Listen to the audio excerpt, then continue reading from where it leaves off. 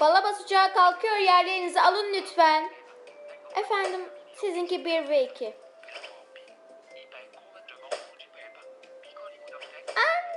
Kız.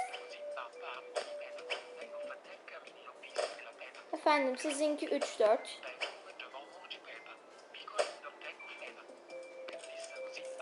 Anne, neredesiniz? Geliyoruz oğlum, tamam, kaçacağız uçağa. 4, 5, 6. Pardon. 5, 6, 7. Tamam efendim.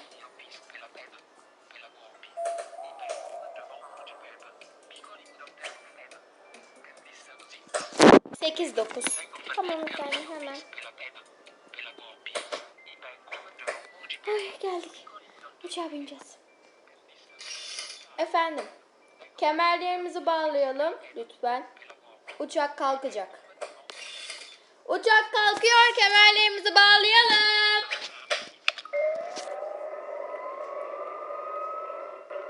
Ay abla kalkıyor.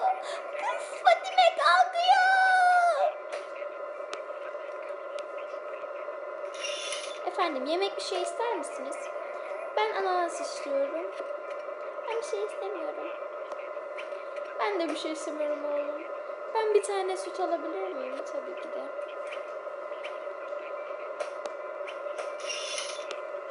Uçağa Balabas'a gelmiş bulunuyoruz. İniş yapacağız şimdi.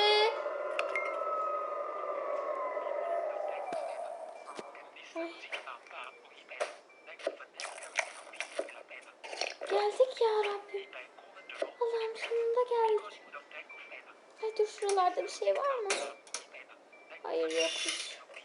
Tamam. Hadi kalkalım abla. Tamam.